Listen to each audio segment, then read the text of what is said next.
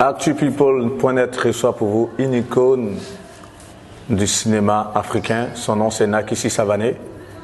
Elle est très rare dans les médias, mais elle est très présente sur les scènes de tournage. La preuve, depuis 6 heures du matin, en ce lundi 27 mars 2023, elle a tourné de 6 heures jusqu'à 20 heures.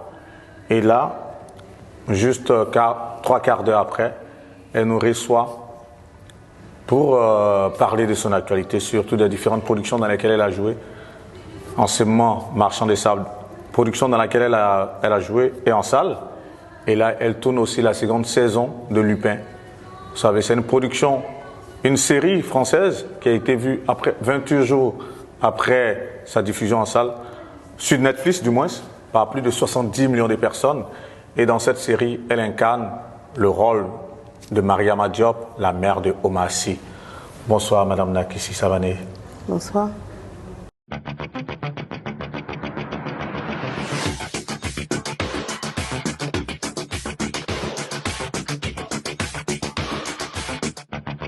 Bonsoir Madame Nakissi Savané.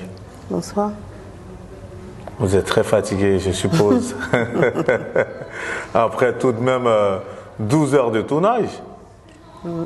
C'est comme ça que vous enchaînez de longues journées? Oui, c'est souvent long. C'est souvent très long. Oui. Et qu'est-ce qui fait que vos tournages sont aussi longs? Ça dépend des productions et ça dépend de l'intensité du programme qu'il y a. Ok. Mais lorsqu'on est devant les caméras depuis plus d'une trentaine d'années tout de même, est-ce qu'on ne se dit pas que ça devient une routine quelque part? Non, nous faisons un métier où le sommet n'existe pas. On essaye toujours de faire au mieux, donc pas de routine. En tout cas, le jour où il y aura la routine, on va arrêter. En tout cas, vous ne faites pas au mieux, vous faites très bien. Vous campez très bien vos rôles et nous, on est très très heureux de vous recevoir sur notre plateau. Pour la jeune génération, Nakissi Savané, quand même, ce sont des productions cultes africaines. Au nom du Christ, de Yombala, Balle Poussière avec Henri Dupac et j'en passe, il y a tellement de productions. Mais vous démarrez où tout cela? Cette longue carrière d'actrice? Moi, ma carrière a commencé au théâtre. Et c'est du théâtre que le cinéma est venu me chercher. Voilà. Lorsque vous parlez de théâtre, ça rappelle un peu les grands noms en son temps avec Alexis Donzigré, tous ces metteurs en scène, Diallo Tisquoy Vincent. Vous faisiez partie de quelle troupe en son temps? Moi, en fait, je suis venue par hasard au théâtre par accident. Bon, c'est vrai que j'avais envie de faire un métier par militantisme en fait. Je voulais être active dans ma vie. J'avais envie d'aller défendre certaines causes. Et toute petite, je cherchais quel métier je pouvais faire. Voilà, qui m'aurait ouvert les portes, qui m'aurait donné les possibilités d'aller défendre ces causes-là.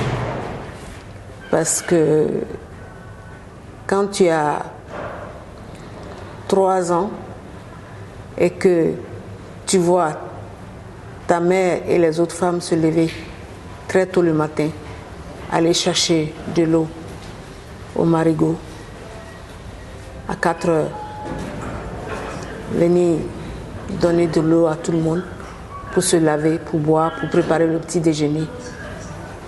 Et tu vois les femmes, d'autres femmes qui vont au champ, d'autres qui vont au marché.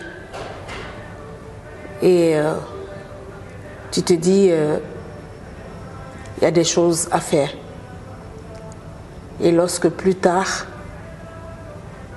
toi-même tu vas pas à l'école par accident, et tu te retrouves un jour avec une petite copine qui vient dans votre famille, avec une autre fille qui ont 12 ans comme toi. Toi, tu dois aller au collège et tu vois que elles ont été enceintes par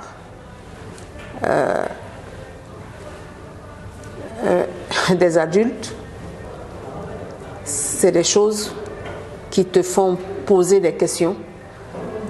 Tu trouves ça pas juste parce que c'est des enfants de ton âge. Tu aurais voulu quand même que ce soit des enfants comme toi. Et moi, c'est tout ça qui m'a amené à choisir, chercher un métier. Et les vacances, je les passais au village. Après les travaux champêtres, il y avait l'association des jeunes du village. Et ce village, c'était où? C'était au nord de la Côte d'Ivoire. Comment ça s'appelle? À Odiéné. À Odiéné. Donc, le nom précisément du village? C'est Odiéné. Ah, Odiéné? Oui. Ok. Donc, il y avait l'association des jeunes du village qui montait des pièces de théâtre. Donc, c'était l'occupation le soir. Voilà, c'était la distraction du soir, ça. Donc, moi, je partais regarder les répétitions. J'étais à toutes les répétitions. Mais je ne m'imaginais pas jouer parce que je suis d'une famille où on n'a pas le droit de faire ces choses-là. Mais il s'est trouvé que le jour de la représentation, la comédienne principale avait le palu. Et tout le monde sait que le palu, c'est une maladie qui peut être terrible. Donc elle ne pouvait pas, elle faisait une forte fièvre et la salle était déjà remplie. Et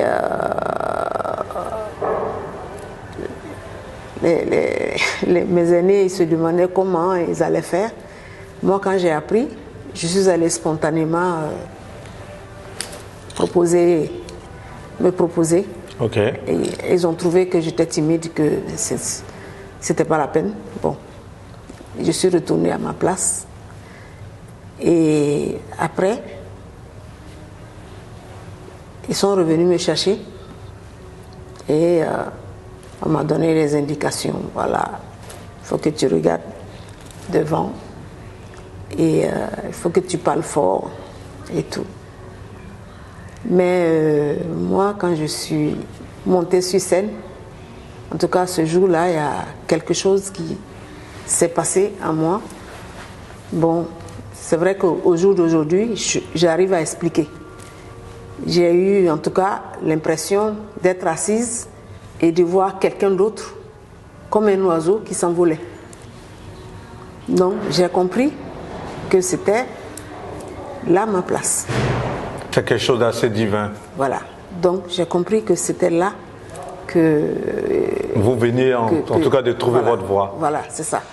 Donc bizarrement, après tout le monde m'a dit mais tu devais faire ça, il faut que tu ailles dans une école et tout pour... Hein? Mais sauf que je ne pouvais pas aller dans une école, malheureusement. Et ce premier rôle que vous campiez là, comme ça, au village, vous jouiez quel rôle? C'était quoi? Vous deviez incarner quel personnage? Le personnage d'une jeune fille un peu olé olé. Ok. Voilà. Donc, quand je suis revenue à Abidjan à l'école, j'ai appris qu'il y avait M. Saïdou Bokoum, un grand écrivain et metteur en scène, qui voulait faire former des jeunes, voilà, des jeunes qui étaient à la rue, qui voulait former des jeunes, en tout cas au théâtre, au métier du théâtre. Donc j'ai été au casting et lui il m'a recruté.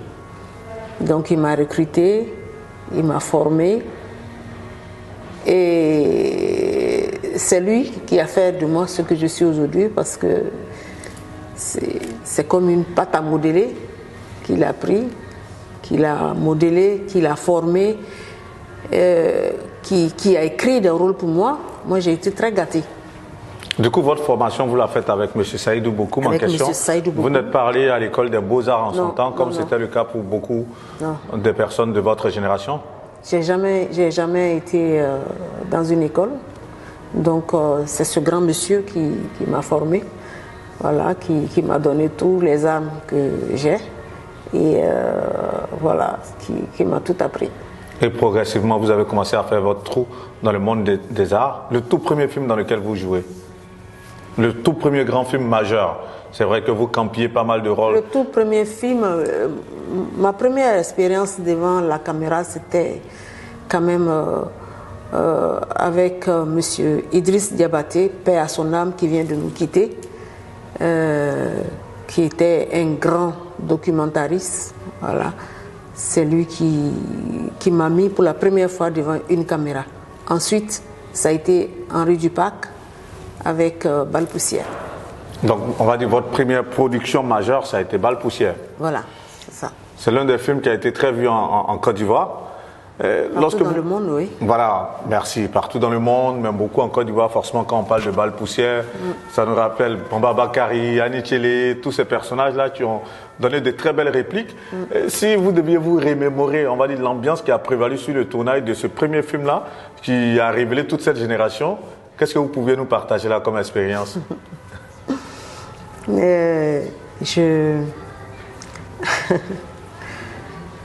Je vois Thérèse Tabat, Thérèse Tabat, et Tata, qui sont nos mamans. C'est ça. Et le metteur en scène, il avait tout mis en place. Et puis, il a donné le top. Au lieu de dire action, il a dit partez. Donc moi, je me suis levée. Je suis partie. Okay. Et je partais. Une belle anecdote, ça. À un moment, il a envoyé des gens me chercher. Donc il dit, mais qu'est-ce qui se passe? Je dis, mais vous m'avez dit partez, donc je partais. Tout à fait. Il a dit, mais si je dis partez, j'ai dit, ça veut dire il faut commencer. Alors je suis allée voir ma tata, Thérèse Tabat. Oui. Je lui ai dit, mais je ne comprends pas pourquoi lui, il devait crier pour dire action et tout. Et puis bon, j'avais une idée du cinéma, quoi. Tout à fait. Donc cette anecdote du parc, souvent il me chahutait à ça. Il me disait, si tu n'arrêtes pas de m'embêter, je vais raconter. Mais aujourd'hui, vous racontez l'anecdote vous-même. Oui. Et c'est tellement beau de savoir. Qu'il repose en paix. Ouais. Et là, cette première ambiance comme ça de scène de tournage avec des aînés comme vous avez Thérèse Tabat, de cette première expérience, quelles sont les leçons que vous avez tirées? Ou bien quelles sont, on va dire, ce que vous avez pu acquérir comme expérience et de se dire, je pense que la voie elle est ouverte, il faut que j'aille à grands pas. Ben, c'était une chance parce qu'il y avait les Thérèse Tabat, il y avait les Anne Kakou, il y avait tous mes aînés là. Donc, moi, j'observais. Je n'étais qu'une gamine à l'époque parce que c'est vrai, moi, j'ai commencé très tôt. J'ai pratiquement grandi avec mon public. C'est ça. Donc, je les observais pour voir un peu comment ils font et tout. C'était une école, en fait, pour moi. Vous parlez de productions majeures qui sont aussi dans la conscience des Ivoiriens, des Africains. Il y a eu aussi Au nom du Christ avec Yuambala. Tout à fait. Racontez-nous un peu. Yuambala avec le grand Jean-Marie Adiafi. C'est ça. Voilà. Et Akafou Bertin qui était à l'écriture. C'est ça. Qui sont des personnes qu'il faut respecter parce que cette œuvre est une œuvre majeure qui c'était comme une prémonition parce que ça parlait de la prolifération des religions. C'est ça. Voilà. Donc aujourd'hui nous y sommes. Parler un peu de communion, de pas mal de choses avec voilà. Jean-Marie Adiafi qui était à la baguette quand même. C'est ça. Ouais. Et de cette expérience, après, c'est vrai que vous avez tourné dans d'autres films. On ne peut même pas passer tout cela en revue. Et pour la jeune génération, je vais un peu vite, mais plus ou moins, vous disparaissez des écrans radars. C'est-à-dire, on ne vous voit plus dans des films produits en Côte d'Ivoire, mais vous êtes désormais dans l'Hexagone. C'est à quel moment vous décidez de vous installer en France? En la faveur de la guerre, tout le monde est parti. Donc j'ai été moi aussi obligée de partir, d'aller me reconstruire ailleurs. Voilà. Donc cela m'a amené à Marseille, où j'ai continué à travailler parce que je ne voulais pas faire partie des artistes qui arrivent ici et qui vont faire autre chose. C'est ça. Donc j'ai commencé par créer un théâtre. Voilà. Vous êtes revenu à vos premiers amours? Oui, j'ai créé un lieu parce que ça n'existait pas. C'est le premier théâtre créé par les Africains. Super. Donc on a créé ce théâtre avec M. Koulibaly Keleti. Voilà. Tous les deux, on a monté ce lieu pour programmer d'autres artistes. Voilà, c'était un autre challenge. À Marseille? À Marseille. Du coup, vous arrivez à Marseille en quelle année? En 2002. En 2002, dès qu'il y a eu la crise militaire, en 2002. Lorsque vous arrivez, c'est vrai, vous dites, bon, je ne veux pas abandonner mes premiers amours, il faut que je reste toujours dans le monde artistique. Mais avant tout de même de prendre votre envol, je me dis, il faut quand même, c'est l'Europe. Il faut s'installer, il faut s'insérer, il faut s'intégrer. Vous n'avez pas eu à faire de petits boulots, vous êtes resté focus sur votre voie? Non, moi, je vous l'ai dit, moi j'ai commencé très jeune. J'ai pas... C'est vrai que je suis allée à l'école, mais je n'ai pas fait autre chose de ma vie. Voilà. Donc, je savais faire que ça. Et je me suis dit, il n'y a pas de raison que nous, les artistes africains, on arrive ici et qu'on ne puisse pas continuer à travailler, à faire ce que nous avons l'habitude de faire. Donc, on a d'abord commencé par faire un théâtre, puisque j'écris, je mets en scène. Donc, j'ai commencé à écrire aussi. J'écrivais déjà là-bas, de toute façon, à mettre des choses en scène moi-même et faire des spectacles itinérants. Et ensuite, on a créé ce lieu, ce théâtre, parce qu'il fallait que l'Afrique, quand même, ait un lieu.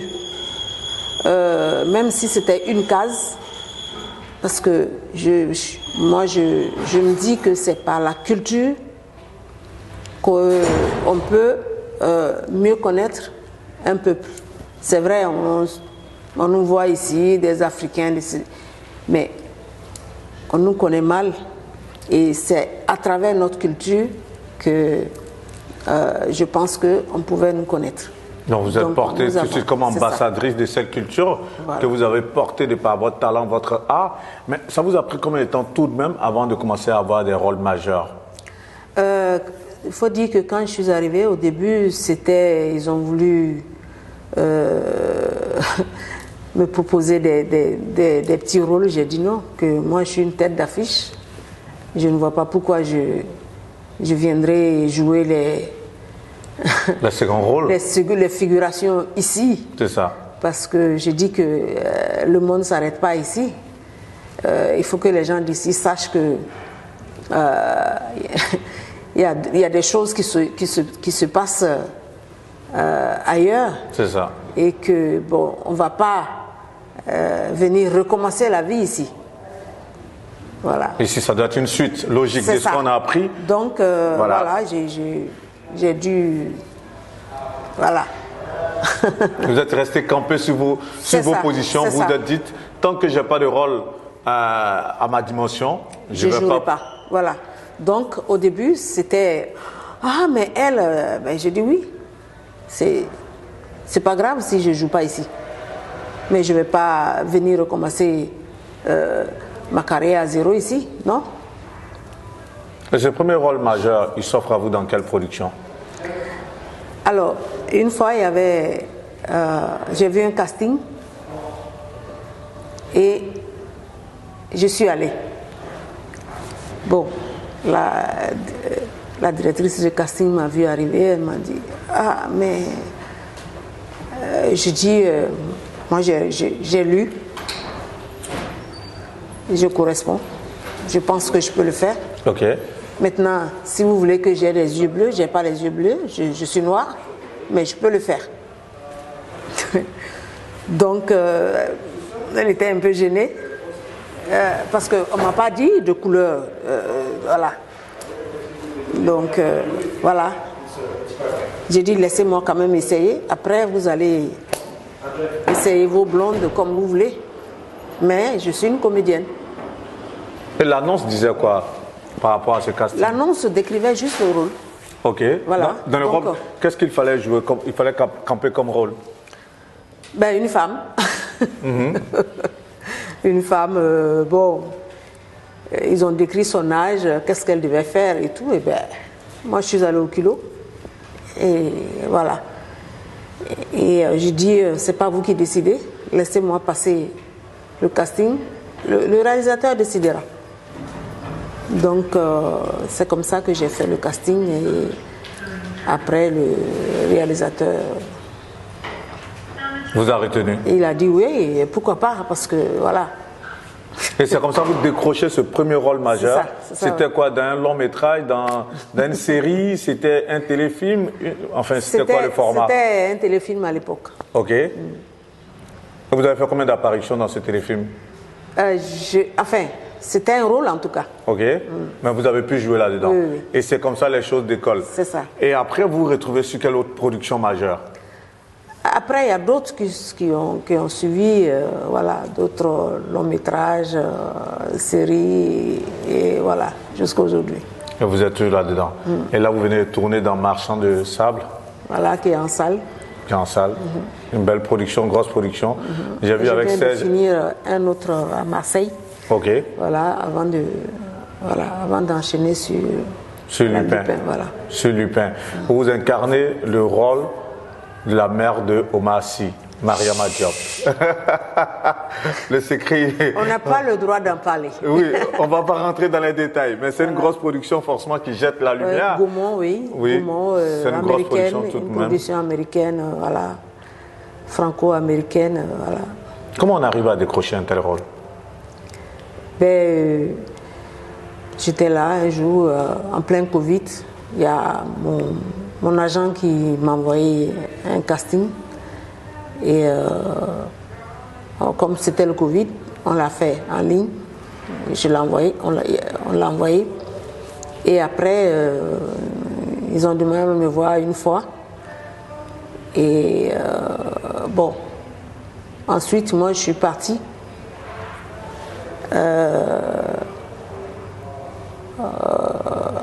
Et comme c'était le Covid, il y avait mon festival à Abidjan et tout.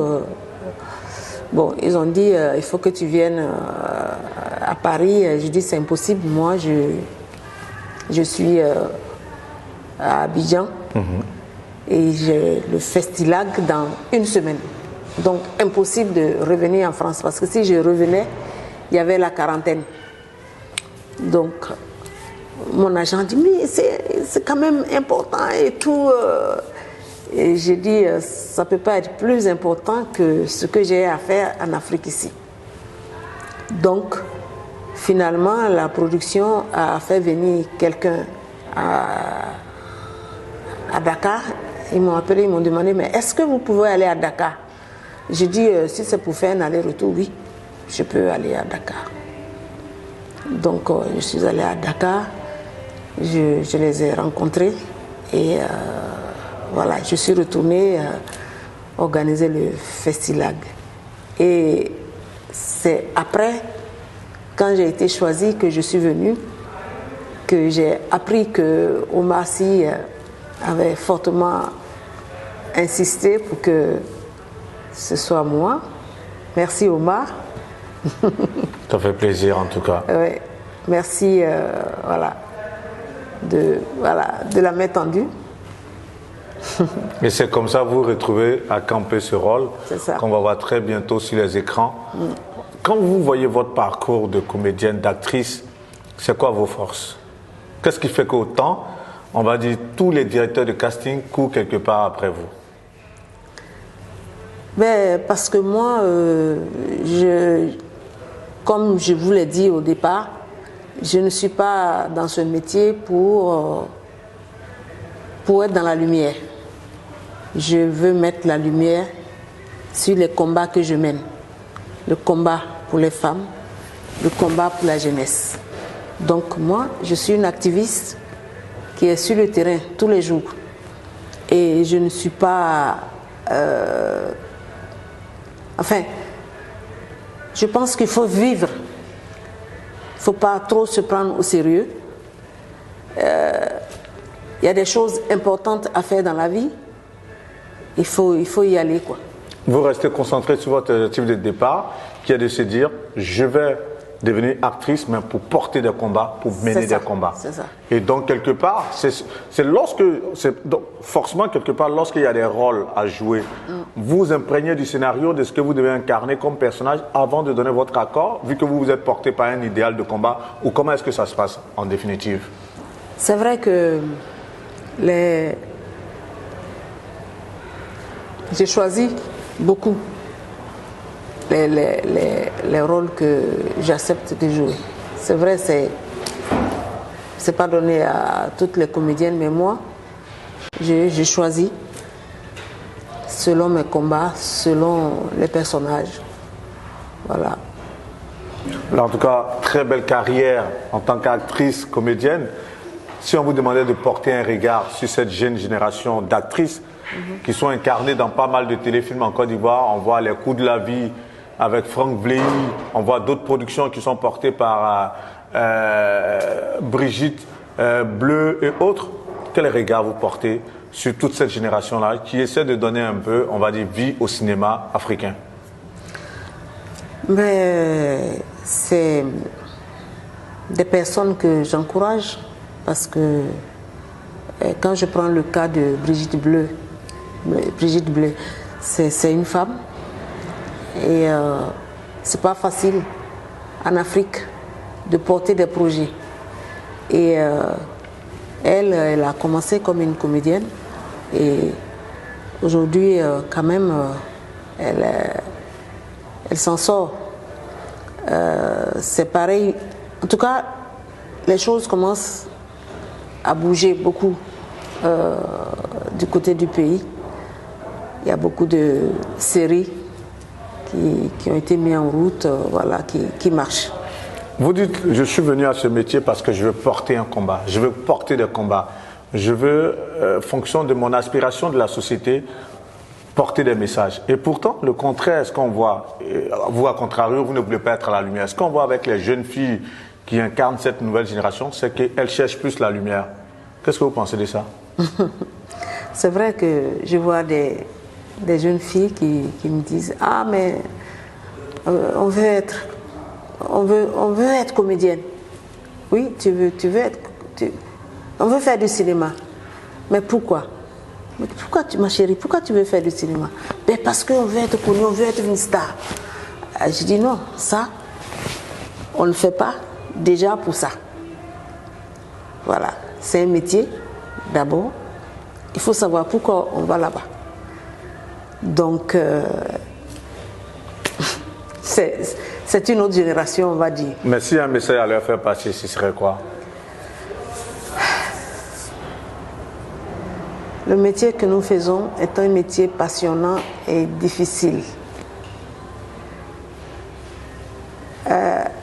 Réfléchissons bien avant d'y aller et n'y allons pas que pour être connus.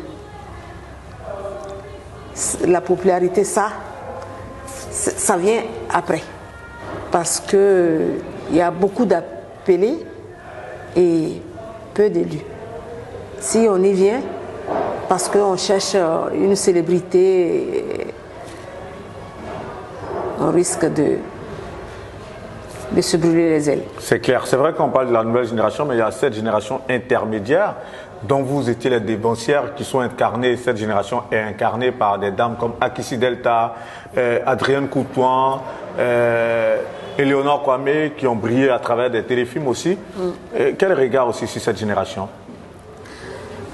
C'est une belle génération qui a beaucoup donné à à notre culture parce que à leur temps quand même c'était pas évident. Quand je prends le cas de Akissi Delta, que je respecte, qui est une femme qui n'est pas allée à l'école et voilà, qui a pu faire la carrière qu'elle a aujourd'hui. C'est une personne qu'il faut saluer. Justement, avec ma famille, elle a plus ou moins apporté une certaine révolution parce que grâce à elle, on a vu en lumière pas mal de comédiens comme Gou Michel, comme Bouhiri, comme Digo Cravate et autres. Est-ce que vous suiviez en tout cas ces téléfilms-là, ma famille? Et si vous suiviez, qu'est-ce que vous a plu dans ces petites histoires un peu communes qui sont du fait du quotidien de tout Ivoirien, de tout Africain? Comment est-ce que vous avez suivi tout ça de loin? Ben, c'est des choses qui parlent de nos réalités. Et c'est... En tout cas, c'est quelqu'un que je respecte beaucoup. Parce que d'où elle est partie et arriver là où elle est, c'était pas évident. Le départ, c'était pas du tout gagné. C'est en cela que je dis que l'Afrique doit faire confiance en la jeunesse. L'Afrique doit faire confiance aux femmes. À ses talents surtout aussi. Voilà, aux femmes, parce que ce sont elles qui portent l'Afrique. Vous venez de me donner 2 exemples, Akissi Delta, Brigitte Bleu, et il y en a des milliers. Et je viens de rencontrer une dame tout à l'heure qui vient de créer sa marque de parfum. Et des femmes comme ça polluent toute l'Afrique. Mais seulement, on ne leur donne pas les chances qu'il faut pour... voilà. Pour revenir sur ma famille, si un personnage que vous appréciez particulièrement, c'était quel personnage?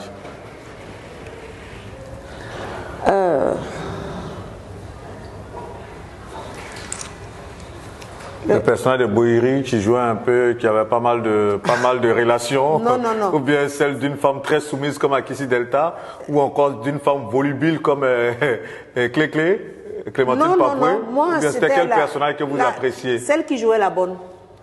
Éléonore Kwame? Non, il y a une qui est décédée. La petite... oui, Marie-Laure. C'est ça, Marie-Laure. La servante un peu... c'est ça. Un peu, on va dire... c'est ça. Ouais. Parce que les servantes dans notre société sont des personnes qui apportent beaucoup à notre société, mais qui ne sont pas... le métier n'est pas valorisé. Elle incarnait quand même un personnage assez naïf tout de même, non? Oui, mais... En tant que servante. Naïve, mais c'est important quand même.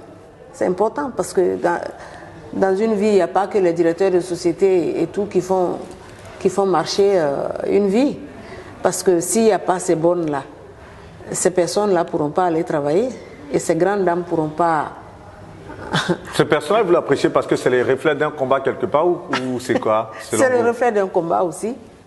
Parce que la première pièce de théâtre que j'avais écrite, c'était ça, Quiproquo, qui parlait justement des domestiques voilà, de maison. Wow. Pour parler toujours des Gou et autres, on voit qu'ils sont aujourd'hui dans le Parlement du riz. Vous suivez avec Maman? Puisque j'y suis pas, je suis pas beaucoup. Vous êtes plus sur de grosses productions cinématographiques que des représentations en griffe un peu scéniques ou quoi? Je fais les deux, je suis au théâtre, mais les Gou, c'est l'humour. Oui, mais cet humour qu'ils font avec des représentations télévisées et autres, vous êtes loin de ce cliché ou quoi? Mais ce n'est pas des clichés, ça fait partie aussi. Non, quand je dis loin de ces clichés, on va dire de cette manière de rendre, parce qu'on aurait aimé quand même tout de même, je veux dire, à un numéro du Parlement du riz, lors de l'un de vos séjours en Côte d'Ivoire, voir la grande Nakissi Savané invitée et à qui on confierait un petit rôle, mais on ne vous a jamais vu dans ce genre de schéma. Cela répond à quoi? Peut-être que je ne corresponds pas... Au profil? Non. Au profil. Non. Non. Non. Peut-être que je ne corresponds pas, voilà. C'est vrai qu'on parle beaucoup des femmes, et vous êtes une femme, c'est normal, mais on voit quand même des talents comme les magnifiques Agalawal, tous ces jeunes-là qui sont dans la comédie, dans l'humour, oui, mais qui font aujourd'hui pas mal de one-man show. Comment vous suivez tout ça de loin? Moi, je suis plus une tragédienne qu'une comique. C'est quoi la différence pour ceux qui ne sont pas des puristes? C'est quoi la différence? Une tragédienne et une comique, c'est quoi la différence? Les goûts. Ok. C'est des humoristes. C'est ça. Il est comédien, mais il est humoriste. Ok. Moi, je ne suis pas humoriste. Je suis une comédienne. Et je me sens plus à l'aise dans les tragédies. C'est ça. Voilà. Même s'il arrive que par accident, je fais des choses, les gens diront qu'ils ont ri, mais moi, bon, non. Je ne me définis pas comme une humoriste. Vous êtes là pour... C'est pour ça, justement, cet univers, c'est pour ça que vous le regardez de loin ou c'est un univers qui vous fascine? Non, j'aime bien, j'aime regarder, mais moi, voilà. C'est pas... Vous êtes vraiment dans le grand classique, voilà, où on rend des tests, où on mène des combats, où il y a une vraie trame, il y a une intrigue, où on sait que quelque part, on est en train de porter un message. Il y a des messages de tous les côtés, mais sauf qu'il y a l'humour et il y a la tragédie. Forcément. Il ne faut pas mélanger tous les genres. Hein. Là, on parle avec une puriste, on parle avec une professionnelle. Franchement, votre parcours, c'est un parcours qui force l'admiration. De savoir que vous avez joué dans de grandes productions. Aujourd'hui, vous continuez à jouer. Et pour 2023, quelles sont les grosses productions sur lesquelles vous allez tourner? Tant qu'on n'a pas fini de tourner normalement, on n'a pas le droit d'en parler. De parler des productions. Voilà. Mais il y a de grosses productions qui sont en perspective. C'est ça. C'est vrai que là, tout de même, vous avez pu lâcher la production majeure sur laquelle vous êtes, qui est Lupin, tout de voilà, même si on n'est pas rentré dans les détails. Merci déjà pour cette exclusivité. Et c'est clair qu'on prendra plaisir à voir les différents rôles que vous allez jouer, en tout cas dans les différentes séquences de ce film-là. Ce sera à l'honneur de pas mal d'Africains, d'Ivoiriens qui vous apprécient, qui vous suivent de très loin, mais qui vous portent dans le cœur. Qu'est-ce que ça vous fait de voir chaque fois ces moments de sympathie lorsque vous rencontrez des personnes qui vous disent « Ah, Nakissi Savané, vous nous avez bercé, vos rôles, vos différentes représentations nous ont touchés. » Qu'est-ce que ça vous fait? Ça me fait plaisir parce que vous savez, nos fans, les gens qui nous suivent, c'est un peu comme notre carburant. C'est pour ça que moi, je ne suis pas quelqu'un qui achète les vues, mais je prends la peine d'aller répondre aux gens qui m'écrivent sur Facebook. C'est vrai que souvent, c'est beaucoup, on ne peut pas tout répondre, mais je ne fais pas comme s'ils n'existent pas. Je les respecte parce qu'ils ont pris leur temps pour m'écrire, je réponds. Parce que si on est là, c'est parce qu'eux aussi, ils veulent bien qu'on soit là. Lorsqu'on a une longue carrière comme la vôtre, il y a pas mal de choses qui ont dû vous marquer. Quels sont les faits qui vous ont marqué positivement dans votre carrière d'actrice? Il y en a beaucoup, mais essayez de synthétiser un peu.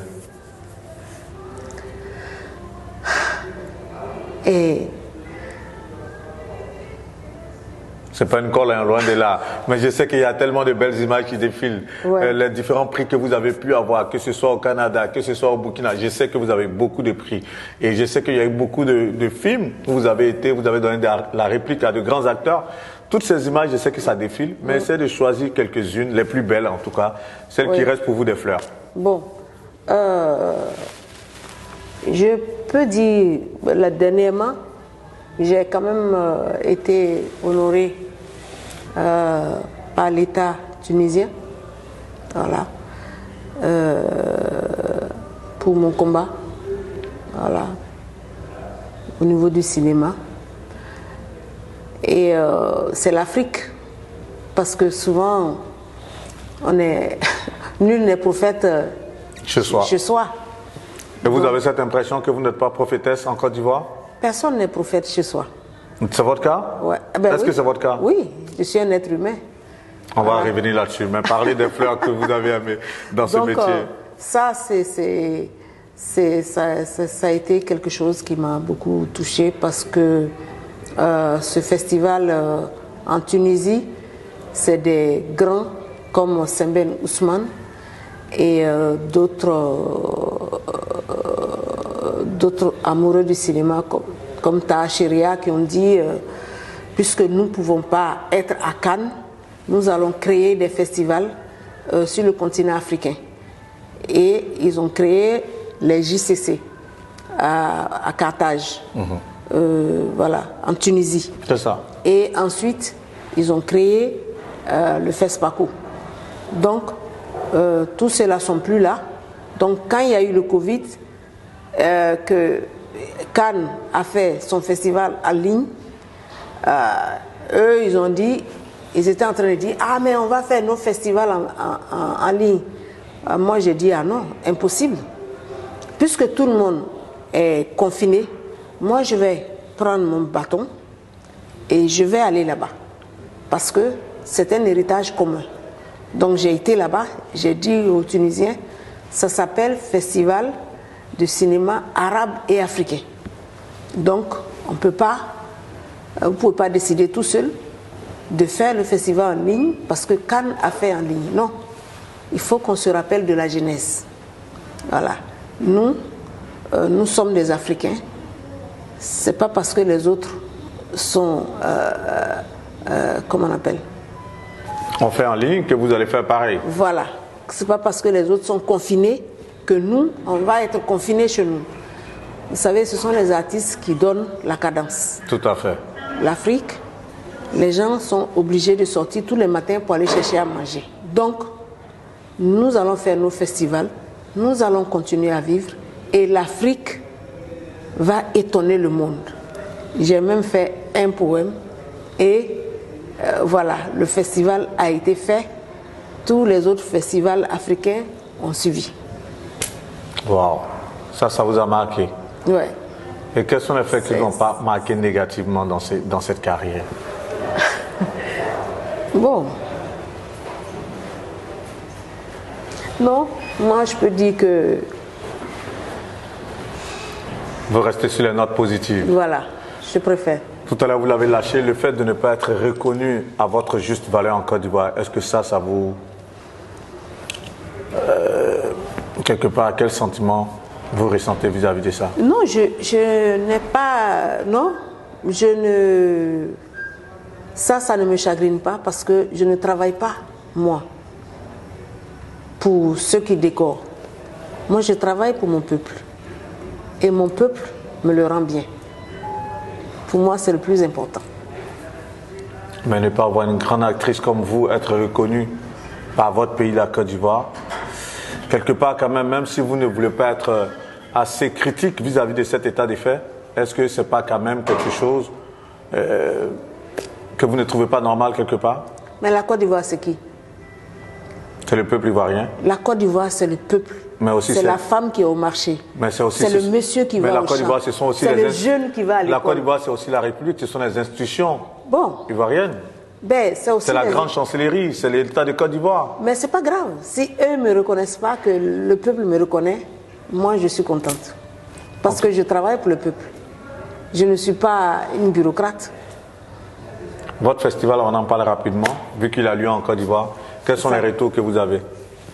Alors, donc, ce festival, en fait, est venu après la guerre. Voilà, quand la guerre est finie et qu'il fallait que tout le monde aille donner quelque chose au pays pour relever le pays et tout. Bon, c'était... C'était votre contribution. Voilà, je ne suis qu'une pauvre artiste, donc ma contribution, c'était ça. Parce que on parle de paix, c'est pas que les politiciens qui peuvent créer cette paix en disant oui, on fait la paix. Donc, moi, je suis allée avec ce projet et j'ai voulu réconcilier les gens par le biais de la culture, par le biais du cinéma, parce que la Côte d'Ivoire a quand même été un pays très cinéphile. Et j'ai porté ma contribution et nous avons fait la 10e édition l'année dernière. En tout cas, bravo. Vous tenez, je suppose, sans soutien étatique, sans soutien des institutions? Ils font ce qu'ils peuvent, mais bon, on aimerait qu'ils fassent plus parce que, voilà, c'est notre culture. Au lieu que, si on veut parler de notre culture, c'est important que nos États s'impliquent. La culture, vous voyez, est le socle du développement. Voilà. On a beau faire le développement partout, si la culture n'accompagne pas, et malheureusement, la culture est le parent pauvre de notre du Mali, société. Malheureusement. Voilà. En tout cas, avoir une invitée comme vous, c'est très gratifiant, surtout que vous faites très rare dans les médias. De manière spontanée, nous avons pris attache avec vous et vous nous avez donné rendez-vous pour cette interview.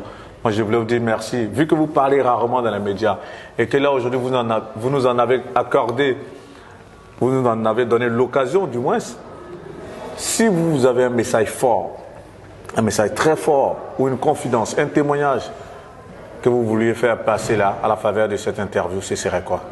Ben, vous venez de me dire que j'ai accepté. J'ai accepté pourquoi? Il y a beaucoup de chaînes ici. Mais vous êtes moi. C'est la diaspora. Je dois aussi vous soutenir et on doit marcher main dans la main. Vous comprenez? La diaspora aussi a sa contribution à apporter. Nous, on a beau être, comme vous dites, grand, on ne peut pas être grand pour notre famille. Voilà. Donc, j'aimerais dire à l'Afrique quand même d'avoir une pensée pour la jeunesse, d'ouvrir les bras pour la jeunesse. La jeunesse est plus que la moitié de notre humanité, c'est-à-dire plus de 70% de la population africaine est jeune. Donc, il faut que nos politiques, nos décideurs fassent confiance à la jeunesse, qu'ils permettent à cette jeunesse-là de pouvoir rêver, de pouvoir travailler. Merci infiniment. Merci beaucoup pour ce temps que vous nous avez accordé. En tout cas, merci pour ce beau message de solidarité, pour ce message aussi de soutien à la jeunesse africaine. Notre invitée, c'était Nakissi Savané, grande actrice, je le dis, je répète encore, icône du cinéma africain. En tout cas, elle porte haut les couleurs et de l'Afrique et de la Côte d'Ivoire sur pas mal de scènes. Elle a dit, elle est dans ce métier pour porter un combat et non être à la lumière. Mais elle nous a donné l'occasion de braquer nos projecteurs en ce jour pour cette interview exclusive que j'espère que vous allez prendre plaisir à suivre. C'était à la réalisation d'Iddy Stone, Guillaume Vergès pour l'interview. Restez connectés sur actupeople.net pour de grosses exclusivités et pour des invités toujours aussi hauts. Que Dieu vous garde et à très bientôt pour un autre numéro. Merci beaucoup.